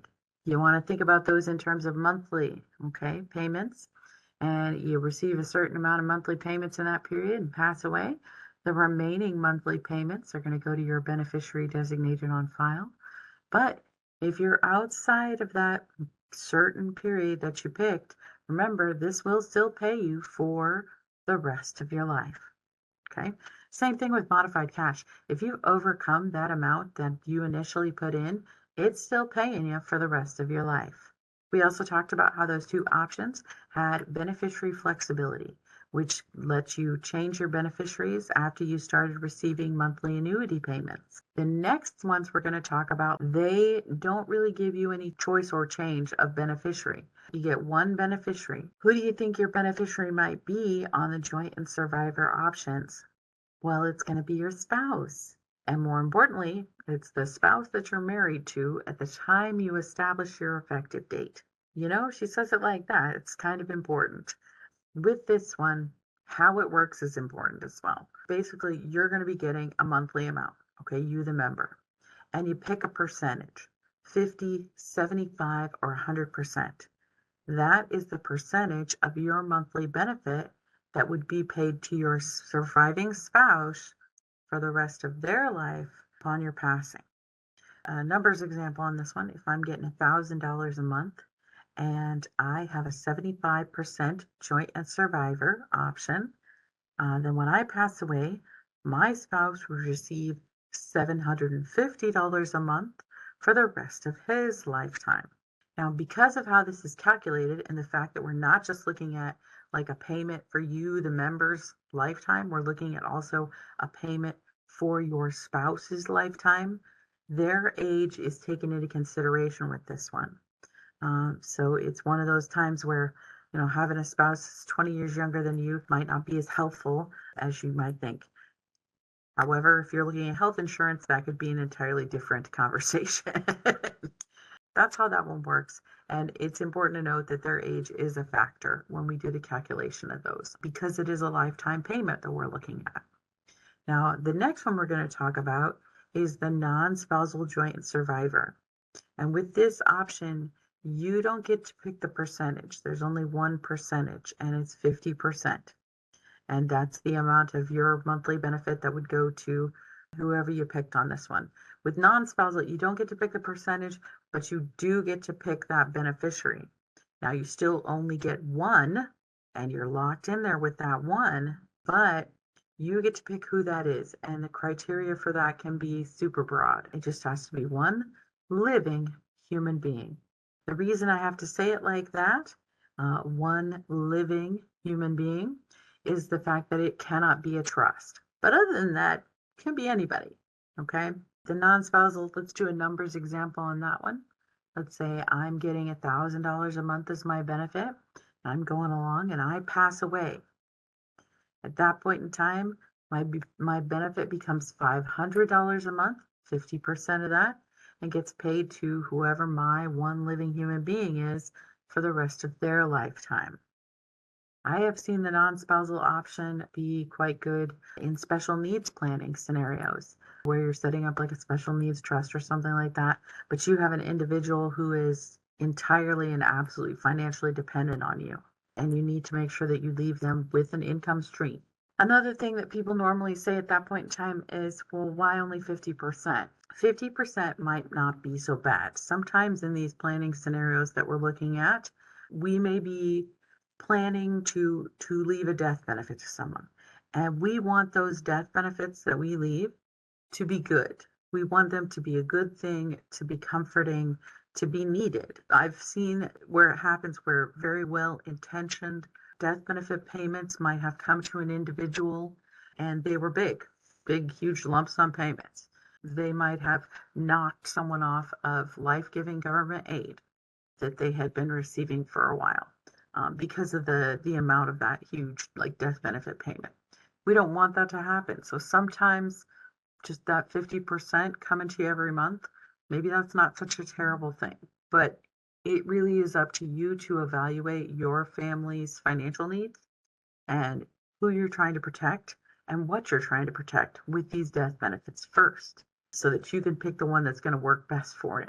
The last one, we're going to jump under that line now. We're going to talk about designated period. My husband and I have a very, I love this. It's like a heated discussion, not an argument. It's a discussion about annuities because I don't know if you could tell or not, but I'm kind of a fan of setting up regular income streams. He is not. He says, why would I want an annuity where they could just give me back my money chopped up over time? And I said, well, that's not necessarily what all annuities are. The designated period, that's essentially exactly what that is. It is you taking money from your account to purchase this. We chop it up over time and pay it back to you. Now, this may work with people who don't exactly have good handles on their finances. Sometimes it tends to get the better of them. But this person, if you, I mean, it's for certain individuals who want that. Please give me my money back to me over time. With that said, the designated periods that you can choose from, there are 4 of them, 5, 10, 15, or 20-year periods. Look familiar? Be real careful about what you indicate on your application. Why? Because I have taken this call in real life. Very nice lady calls me up on the phone and says, Heather, can you check on my payment? I haven't gotten it this month. And I say, yeah, of course I can. So I pull up their account and I have a look at it and I'm looking at their application and their payment history and all this stuff. And I go, oh, well, you know what? It looks like your 5-year designated period annuity is ended. And she says, what? I didn't choose a designated period. I chose that continuing one. And I said, not according to this application, you didn't. What that meant is no check was coming that next month. And that was not a good call. That's why I'm always really, really kind of over the top when I say, hey, make sure you know, because sometimes you think you do, you don't. If you choose the 5-year designated period, the fact of the matter is that the time period on that is so short that it is taxed as lump sums. So the withholding on that is 20 and 5 for 5-year designated period annuity. But it's the only one that's like that. Now, I told you I'd show you some numbers, so I'm going to show you some numbers. You should get your own numbers because these are just random numbers. We ran some estimates here based on illustrated stuff, just so you could see what they look like. Okay. And of course, we're using my favorite numbers example, which is $60,000 at age 65. And for DC, it has the current rates for this year, just so you know. So you can see here, we ran two sets of numbers, one that doesn't have a COLA, so it says no COLA. That means it's not going to get that 2.5% jump up every year. Okay, it's going to stay the same. And then we have a column that says COLA on it. That amount starts a little lower, but it's going to go up 2.5% every year. Now, 2.5% when they put it in there as the COLA was a pretty good hedge against inflation. But I think as we have seen in the last couple of years, sometimes that's not as great a hedge against inflation. This COLA is not like the COLA that they use for Social Security, where it's based on the CPI. This is just 2.5. So, and either you have it or you don't. So pretty simple. In fact, a little bit more simplified. It's kind of nice. So there you go. And you can see that there, the life only is almost always the highest amount. It is zero probability of a death benefit under that. Modified cash, though, that's not far behind. That's the one where we look at what you put in initially, subtract from it what you received in benefit payments, will equal a death benefit if there is any. And then, of course, the period certain continuous. And you can see with the 15-year, that one is a little bit less because of the lengthened time horizon. So that lengthened time horizon, we're going to pay a death benefit equals a higher probability of a payment of a death benefit. So that is going to lower the monthly amount. Higher the probability we're going to make a death benefit payment, the lower the monthly payment. It's a bit lower per month than the 5-year, which has a shorter period of time during which we're going to pay a death benefit. Same thing goes for this joint survivor annuity down here. If we're going to be paying your spouse 100% of your benefit upon your passing, that's a little bit less per month than if we're going to pay them 50%. And if these are member amounts, so if you want to know what 50% of that's going to be, half it. Another thing that's important to note here, and that I might not have mentioned on both of the joint survivor and the non-spousal, I said you get the one beneficiary, didn't I? And you're locked in with that one beneficiary because the calculations are for those specific beneficiaries' lifetimes. So what happens should your spouse predecease you, meaning die before you, or your non-spousal beneficiary die before you? In that case, we're still going to pay you for the rest of your life, but there is no beneficiary on it anymore. And you don't get to add a new one on. Okay? Because the initial calculations were done using the information we had about your spouse that you had on your effective date, or from your beneficiary that you chose, your one living human being, on your effective date. Okay?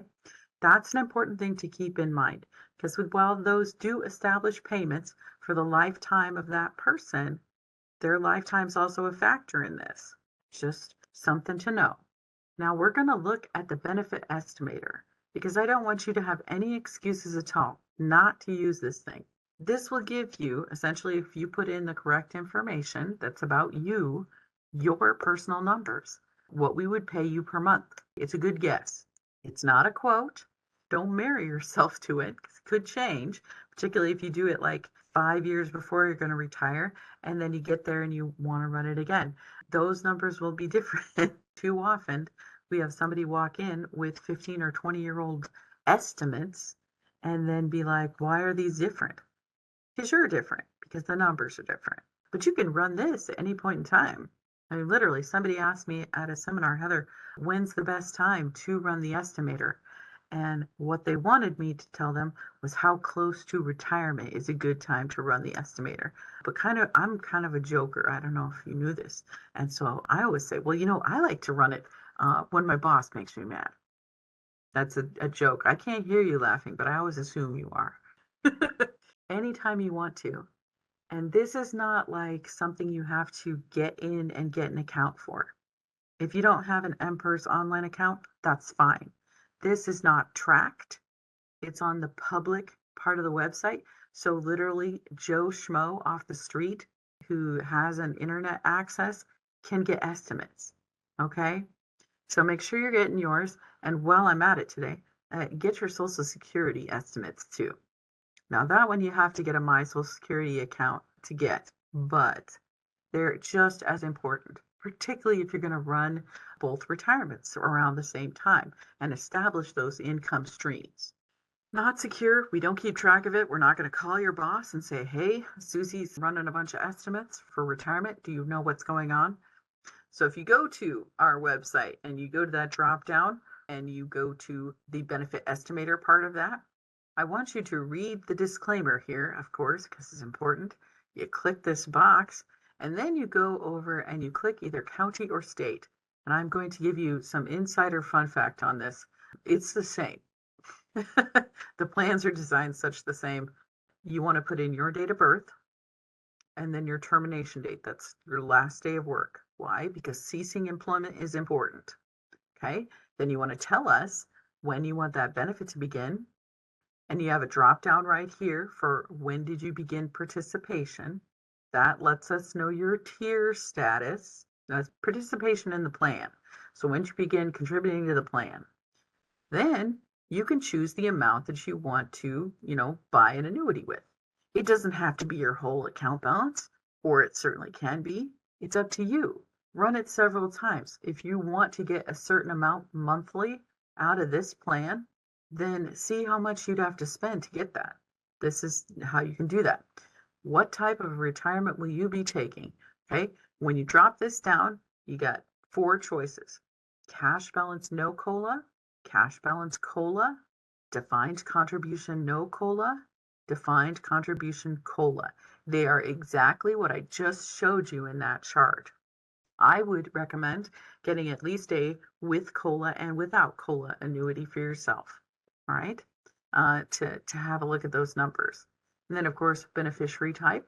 Are you going to have a spousal beneficiary? If you are, then you need to put their date of birth in here so we could do some calculations on that for your J&S, the joint and survivor option, if you want that.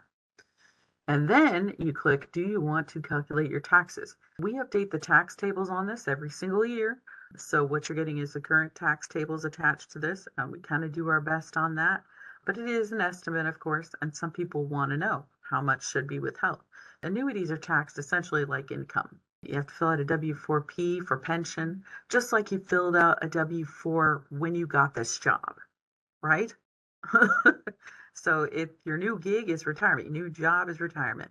So that's how taxation is going to work on your annuity payment. This is your payment for your job that is retirement. So you drop this down to yes if you want it, and you click estimate, and it'll bring it over here.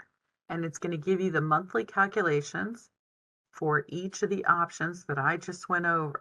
I don't expect anybody in here today to remember anything. I certainly don't. I make lists that reference other lists that reference other lists, okay? So if you get to this point and you're like, gosh, I can't remember what she told me about that option, you can go over here to the left, and there's the columns are hyperlinks. So you can click on that and it will give you a description of what that option is. But I do want you to note something here, and this is how people get confused about this. You ready? Do you see down here where it says designated period 5 years, and that gross monthly amount is like $1,900? And then you go up here to option 3, which is the 5-year period certain and continuous, and that's like $907.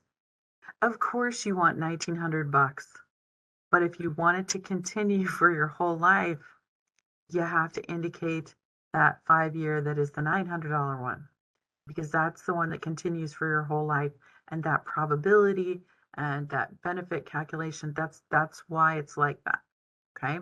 Because remember, the 5 year down here, that's certainly just chopping up an amount of money over time. The other one doesn't fill in the calculations that make it a lifetime payment. So there you go. And then, of course, you get done with it, and there's a little receipt. This is all the information that you put into it in order to get those estimates, just so you know. I encourage people, if you're working with a financial planner and you go into that planner's office, that you have that planner pull up our website and run those estimates with you so they can see what you have as far as this plan. Say, hey, I got an option to do this. How does this look? And then if they can do better, you have them put it in writing and you go for it. Okay. I talk a lot about the annuity options, and people kind of will say things like, Heather, you're very salesman-esque about this. I work for a nonprofit, just so you know. I don't make any $1 more or $1 less if you take an annuity payment or you don't. In the grand scheme of financial planning and in retirement research, it's important that we relay that you can set up income streams yourself if you want to do that. If you are doing that, there's a lot of things that you need to consider when choosing an option, which one's going to be right for you. I've seen them work in all kinds of situations and scenarios. And honestly, if you could tell me when you were going to pass away, I could pick the perfect option for you. But it's never that easy, is it? So what I want you to do is sit down with some of these stakeholders in your life. And what I mean is people who depend on you financially, people you depend on financially. I want you to sit down with people you have listed as beneficiaries, people you have listed as powers of attorney, okay? And have some of these difficult conversations that you've been putting off for years, because now is the time. When you're looking at this and assessing your need, you have to look at how your health is. Really, how's your health right now? Do you have health concerns that are kind of looming on the outside of here? With me personally, as a great example, on my mom's side, there's heart disease all over the place, heart disease and diabetes. And on my dad's side, it is all cancer, cancer, cancer, cancer. I have to take those into consideration as long-term concerns for me when I make my financial plans, and other people should too. Another thing is health insurance. In this day and age, we just don't get any healthier as we get older most of the time. You can't be caught without health insurance. So if you're going to retire early, let's say from 55 to approximately 65 at this point, what are you doing for health insurance at that time? This has to be a consideration, and it has to be factored in now with how much money we're going to need. Sit down with those beneficiaries. Are you the bank of mom and dad? Are you going to continue to be the bank of mom and dad? Going to a fixed income, which happens in retirement, may mean having some of these difficult discussions with people that you've been able to help out on the regular in the past. That might not just be something you can do. So have them up front, the conversations up front. This is what we're planning. This is what we can do, so that everybody's aware. It tends to keep people more on the same page and therefore a little bit happier.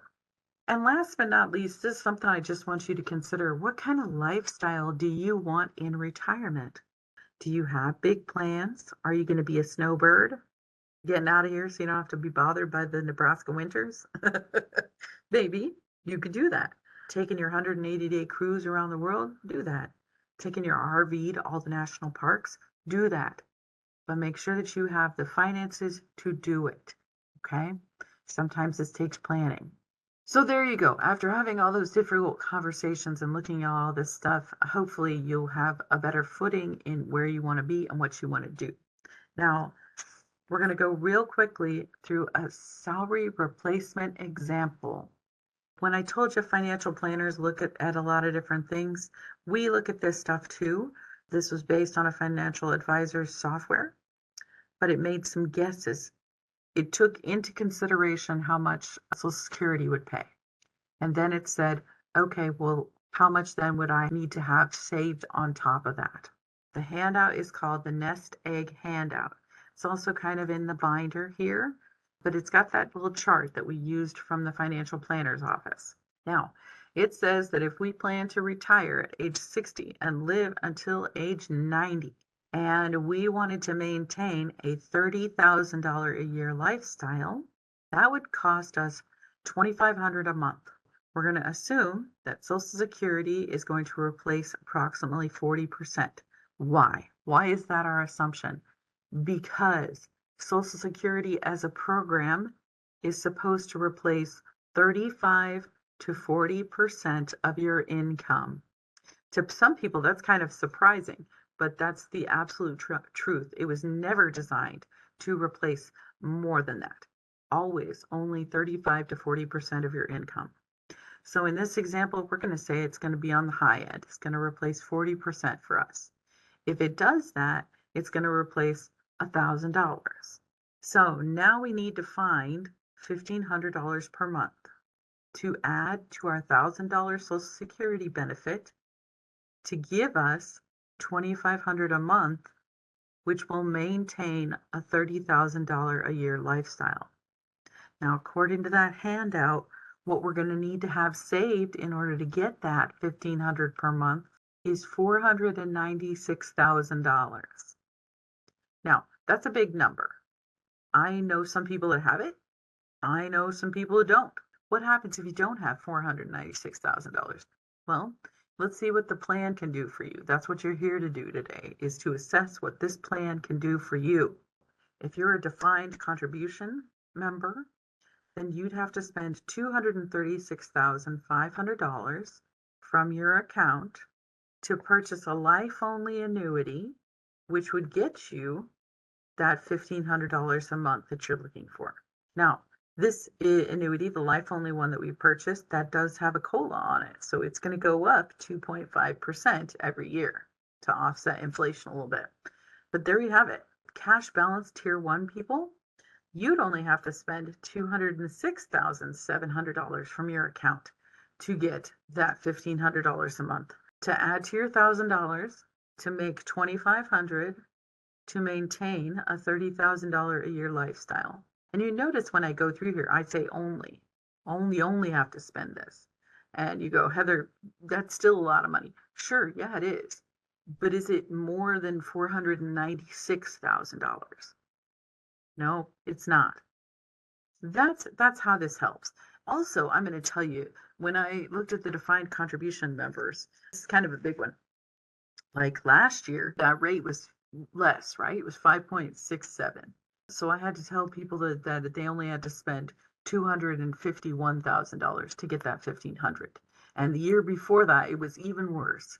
And so I had to tell people that they spent $324,000 to get that $1,500 a month. And so when I talk about rates and say that that 6.2% is a good rate, because it means that you have to use less from your account to get more per month. This is how you can see that. So those are some salary replacement examples. And like I said, financial planners, they're going to run you through the whole course of this if you go through it, but you don't have to. You could just as easily do benefit estimates here and Social Security to understand what kind of income streams you're going to have. Now, I told you a little bit about taxes before. This is nothing new. With the annuity payments, they are taxed like income. Okay, so it's your new gig. You fill out a W-4P and a W-4N. P is for the federal one and N is for Nebraska. You can have us stop withholding Nebraska state taxes. Let's say you have an unfortunate accident and you have to go live in South Dakota. If that's true, and you want us to stop withholding state taxes for Nebraska, then you can do that. You just have to fill out the W-4N and write exempt, and we'll stop withholding. But of course, we cannot stop simply because your address has changed. Okay? You have to fill out that form in order to get that. Disability retirement. The qualifications for our disability retirement are a little bit different than Social Security's. So we have individuals who have qualified for Social Security disability who have not qualified for our retirement disability. Essentially, it allows somebody who has ceased employment prior to age 55 to have access to their account as if they're retiring. No early withdrawal tax penalties. In order to go through this, you do have to complete a medical exam. But we do have a nice person that if you call the office, they will walk you through the process for this and get you started and get all the appointments done with you, things like that to do that. I tend to not go into it too deeply because it is a pretty involved process. And so you want to have that one person there that's going to help you get through it. And we have a great one. So give a call to the call center if this is something that you're contemplating. Okay. Death before retirement. Well, so what time period are we talking about? Okay. We're talking about right now. Right now. Death before termination or retirement. So you're still actively employed. Okay. If you have a non-spousal beneficiary on there, then they can, of course, do a lump sum or a rollover, but they have to take the entire account within 5 years. If you're DC, then your beneficiaries can do a lump sum, a rollover, or a systematic withdrawal, but they have to clean out the account within 5 years. Then, of course, if you have a spousal beneficiary on your account, they can do, of course, a lump sum or a rollover, but they have to clean out the account within 10 years. Your DC, then your spousal beneficiary, they can do a lump sum, a rollover, or a systematic withdrawal. But of course, they have 10 years to do that, to get the account clean. This is the important thing. If you have a spousal beneficiary on there, like if your spouse is your primary beneficiary, they have access to an annuity right now. They could establish an income streams for themselves based on this account. And most people don't know that. They could get a 100% joint survivor annuity, but they have to notify us within 100 days of the date of death, the member. I was always confused by what that was called. Why would my spouse want a joint survivor annuity if I, the joint, had passed away? Well, essentially, it's like a life-only annuity, but it's figured using the joint and survivor tables. That's why it's called the joint survivor. Death after retirement or termination. So you have ceased employment, and that's it. If you still have money in your account, you haven't done anything with it, you're deferring it essentially, then the same options apply as the last two slides. But if you have annuitized this account, then it's going to be paid based on that annuity option that you picked. We went through all the annuity options. You already know what the death benefits are on all those, but that's important to note. If you pick that annuity, then it's going to be paid like what the option you chose was. And now that I've got you thinking about your beneficiaries, how long has it been since you checked them out? When you do open enrollment, state employees, are the beneficiaries that you update for your retirement account? Nope. No, they're not. Beneficiaries for us have to be on a beneficiary form. Someday, who knows, maybe we'll get to the place where we take beneficiaries online, but we don't. It's not a current thing. So if you're updating beneficiaries online for anything, it's not us. Make sure that you fill out your form. And if you're now kind of a little worried about who you might have as your beneficiaries, check your statement. The statement that's coming to you quarterly from Emeritus lists the beneficiaries on file that we see. And when you check out your statement, I want you to make sure that you're checking your mandatory plan statement. And if you have DCP, that you're checking your DCP statement too. Because if you get a mandatory plan statement that's got beneficiaries on it, that's great. And then you get your DCP statement and suddenly there's no beneficiaries on that, then you don't have beneficiaries on that account. Your automatic mandatory plan beneficiaries, they don't just simply transfer over to your DCP account. You have to have beneficiaries on file for both. I can't even count the number of times that I have paid out mandatory plan accounts that have like meticulous beneficiaries, like 14 beneficiaries listed on it, and the percentages are precise and everything is and then you go to their DCP plan, which is literally as full of money as their mandatory plan was, and there's not a beneficiary form to be found. Now, I can tell you when gets paid out, it gets paid out to your estate, and taxation on your estate is very different. It's not good. It's not different in a good way. So make sure your beneficiaries are up to date. I cannot even stress that enough. Mainly because death is one of those times where your family is not going to be doing well. So leaving financial decisions for that point in time for them, that's cruel. Most people are not prepared mentally to make good calls at that point in time. So do things up front. List your beneficiaries up front. This is our beneficiary form. You can see on here that we've got the plans listed that we service. OSERS isn't on here, but it's brand new as of last month. So if you're a member of more than one plan, you can of course put your beneficiaries on here and then check the boxes for your multiple plans, and then those beneficiaries apply to that plan. The back of the form, this means you can list beneficiaries until your heart's content, of course. I want you to just make sure that any of the primary beneficiaries you're putting down here or here in that top box, all of them have to total 100% of your account. So make sure that you're looking at whoever you've got, divide that whatever way you want to, and then that percentage has to total 100%. Reemployment. We all know that the state of Nebraska has a lot of different agencies within it, right? There's like transportation, and there's revenue, and there's the HHS and DAS and NPERS, corrections, transportation. It's huge. Lots of different agencies under the umbrella of the state. Same thing goes for counties. If you are working for Franklin County, you're in the same retirement plan as somebody working in Thayer County, Custer County, Cherry County. Got it? All the counties, one employer. I told you up front that the IRS has an important golden rule, didn't I? In order to access funds from a retirement account, you have to cease employment. You can't necessarily do something like this. You ready? You can't cease employment with whatever state agency you're working for, and then the next week come and work in my office at NPERS, because the IRS goes, wait a minute. You came right back to the same employer. You had no intent to cease employment. And so they get real upset about it. Okay. It's just something we don't want people to do, because a lot of the time when you try and do this, you get caught. And then what happens is the consequences are for people who have tried to take their money. Okay. If you took your money, then all of the benefit payments you got from us are due back immediately. They become an IRS tax debt, and you can't bankrupt your way out from underneath it.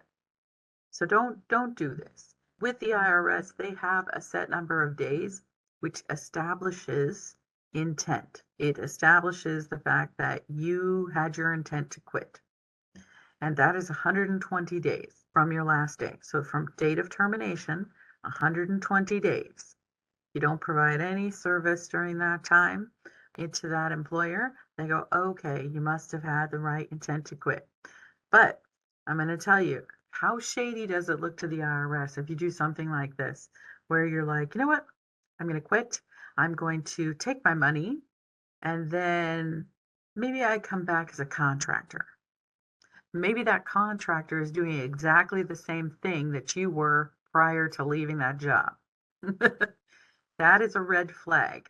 It signals not only you just didn't have the intent to leave and do retirement the right way. What you were going to do is take your money and then continue what you had been doing.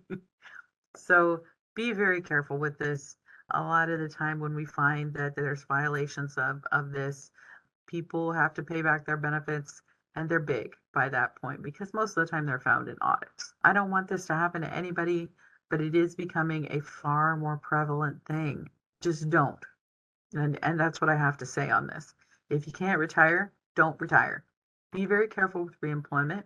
If you do have questions about it, please give the office a call. I'm not going to make a huge deal about that, but it is important. So let's talk about something way more fun. We're going to talk about deferred compensation. I love talking about DCP. 100% love it. DCP is my opportunity to invest. When I got this job, I didn't want to know anything about investing. I didn't. I was like, it's for other people, smarter people, people with more money. But no, that's for everybody. And this is how I started. This is a 457 plan. 457 is that IRS coding for this plan, but it functions a lot like our DC. They're not necessarily all the same. It functions a lot like it. This is voluntary though.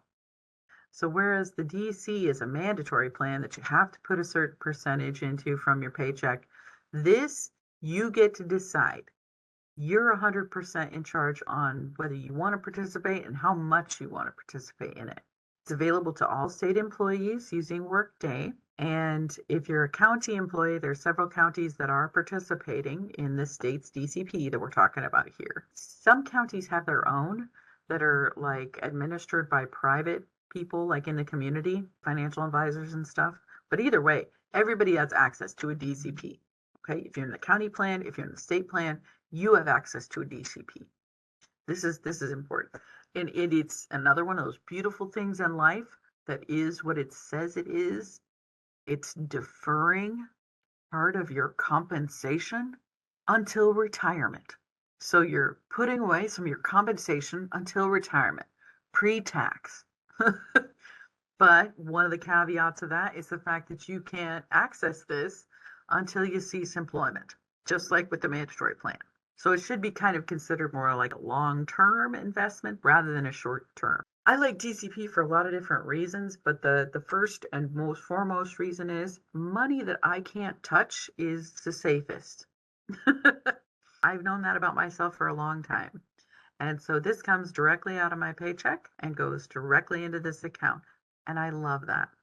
I did the same thing that I advised you guys to do. I formulated my own investment strategy using our investment report and some of the things I knew about my time horizon and my risk tolerance. I picked out of the 17 funds, the funds that best aligned with my strategy. So you get to use those too. These are the same 17 funds that the mandatory account has access to. And it depends on what you're looking for. You want something that mirrors the S&P? They've got one. That's the US Total Stock Market Index. You want something that is a target date fund that you can just set it and forget it? We've got those too. You want aggressive things like the global or international indexes. They have those. You want more conservative things, maybe a little slower down, like a US core bond plus market. There's a lot of stuff in there that you can have a look at and just line it up with what you want. With this one, we know you can't access it until you cease employment, but life happens, right?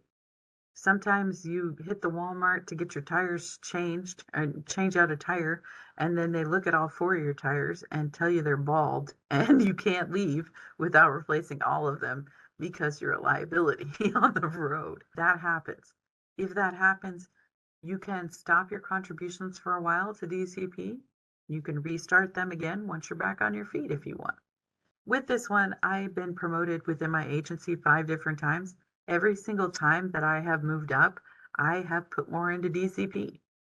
That's important to me. I make it a priority. It kind of helps with what they call lifestyle creep not being too bad. I didn't miss that money because I didn't have it. The contributions you put into DCP are tax deferred, so they're pre-tax, just like what goes into your mandatory plan. So not only does this lower your income a bit, you're putting in pre-tax payments to this, but then you can take them out in retirement when you're in a lower tax bracket, right? Hey, making those plans. There is a contribution limit this year. It's pretty high at 23,000 if you're under 50 or 30,500 if you qualify for the catch-up provisions and you're over 50. But you know what? It doesn't take too much to be involved in DCP. Some of us need to start small. In fact, if you start small when you're young, then you're going to have a bunch of money in this account. So if you have people in your office that haven't heard about this, talk about it. The minimum to get started and get in here is 25 bucks a month. That is $12.50 pre-tax to start this account. I'll tell you what, I spent that in a Starbucks drive-through yesterday. And it went to a far worse cause. So this is a pretty cool thing to get involved in. And the earlier you do it, the better off you're going to be. But of course, I just told you the upper limit. And you're like, Heather, that's real nice. Where am I going to find $30,500 to put in here? And this is where I hit you with this. When you're leaving, when you get ready to retire, you know those people in your office with those big sick and vacation banks that are about to be paid out, right? We had somebody a couple of years ago that retired, and I think we had to redo our entire agency budget because their sick and vacation leave was big. I never missed a day. With that said, you can take the eligible sick and vacation banks when you're about to retire and roll those into DCP if you want. So therefore, at that point, you don't have the worst case scenario happening. Worst case scenario being you're paid out this huge sick and vacation leave bank, it hits your income, it pops you into the next bracket, and you lose a bunch of it. If you're putting it pre-tax into an account that you can take payments from later on when you're in a lower tax bracket, more of that money stays in your pocket. So that's kind of a big deal. If you're going to do this, you do have to use a paper form to do it. And that paper form needs to go through your HR and then come to us. And it used to be that that had a fairly strict timeline, but now we just need to receive that prior to receiving funds. So just something to keep in mind if you want to do that. When you get ready to take distributions from this account, when you go into retirement, you still have the same options as CC for taking the money out. That is, you can do a lump sum, you could do a rollover, you could do a systematic withdrawal. Remember, that's just a series of small payments chopped up. You tell us how much you want. And this one's kind of a big deal because I know a lot of cash balance people that look at that systematic withdrawal and they go, oh, but I really wanted to. I wanted to use that one. If you have money in DCP, you can do your DCP to access a systematic withdrawal. You can also defer it up to RMD age with this DCP account. You could take out your RMD amount and leave the rest. And the next year you come back, you take out your RMD amount and leave the rest. You can do that with this one. It is subject to RMD rules, just like the other accounts. But with this one, you have the comfort of the DC's ability to take partials. But this also has something that is kind of a neat thing. With this, there is no early withdrawal penalty, okay, because it's voluntary funds. This is all your money. There's no employer match in this. Because of that, no early withdrawal fees. So if you have somebody who you know in your office who terminated and they're having some financial difficulties, they're going to have to go after some of their retirement funds, have them target the DCP prior to going after their mandatory account, because that early withdrawal tax penalty is no joke. And this doesn't have it. That's DCP. You can enroll in Workday, by the way. If you're not in DCP and you want to do it now, you can do it now. You can get right off this webinar and get into Workday and sign up to be a part of it. Most people think that because we got it into open enrollment, which took a lot of work, and we were very proud of getting it into open enrollment, that you can only do it during open enrollment. That is not true. You can be involved in DCP at any point in time. You can start it up, you can change your contributions, you can do everything you need to DCP in Workday now. Now that's for people who have access to Workday, so mostly state individuals. This is the last thing that we're going to talk about today, health insurance.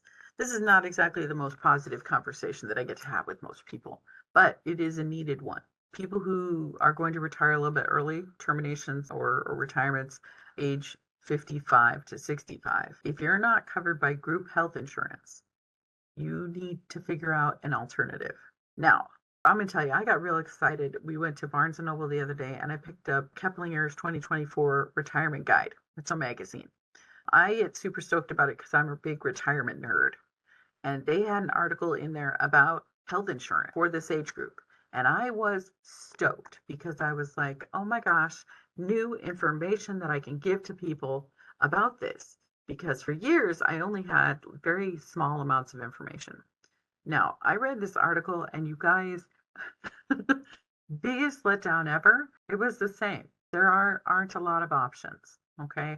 And I wish there were. And I wish I had more to talk about it. But this is what we got. You ready? If you're at this point in time, age 55 to 65, you're looking for health insurance alternatives to group health insurance. That's employer group health coverage, okay? You can look at the Affordable Care Act, okay? Now, this has had a question mark behind it since it got on the slide approximately 10 years ago. It's because it's so politicized. I don't get into that. I don't think it's something worth discussing, but it's important that you know a little something about it. So if you want to access this, you can go to the Nebraska Exchanges. That's NE Exchanges, ACA coverage. Okay, you type that into a Google search bar, and then it's going to ask you for a couple pieces of information, and then it's going to pop up and show you exactly what's available. Okay, I know current retirees, people who are already retired, who are on ACA coverage, paying $0 in premiums and enjoying it quite a bit. I also know individuals who have gotten onto the website to see and research, and this is kind of income contingent, and have put in, their pieces of information and come back with only things available at like $800 in premium. And they can't do that. I mean, most people can't do that. So if it's for you or not, I can't determine that. But it is available coverage, and you should do some research on it if you're thinking about retiring and not being covered under an employer plan. The next one is the state retiree health insurance, okay? And in the binder, we have what exactly DAS, which is the department that actually coordinates this benefit. We have all the information that they give on this program. Is this COBRA? No, this is different. State retiree health insurance through DAS. Everything that I know about it, you can read on the binder materials. We make sure that's available. And then, of course, at the end, if you have questions, you can contact DAS about that. The reason that I say that is because NPERS doesn't administer any kind of health insurance. So if you call this office and you try to talk to us about health insurance, we're probably not going to get you any good answers. When we do the in-person seminars, we usually have somebody come from the State Health Insurance Assistance Program, SHIP. They talk about Medicare enrollment and help with that. They're a great place to contact if you need some sort of alternative. Counties. Each county is different. Just saying how it is. Some counties will have things that they offer for their retirees as far as health insurance and things like that. Some of them might not. I've talked to several county employees that were like, oh yeah, I'm doing this with my county. They have a great thing, and heard great stories about it. But each county's options are going to vary. They'll be different. Okay, so make sure that you contact your county and see if they have something available. Boy, that was a real quick discussion, right? I wish it was longer, I really do, but at the same time, there is not a lot of information to convey on that one. On behalf of the entire NPERS team, I want to thank you for taking the time and for making the investment needed to watch this video of our 2024 State and County Pre-Retirement webinar. Please do not hesitate to contact our office with any questions you may have, and don't forget to visit our website, NPERS, NPERS.ne.gov, for all of our great tools and resources. We wish you the best as you move along on your journey towards a successful retirement.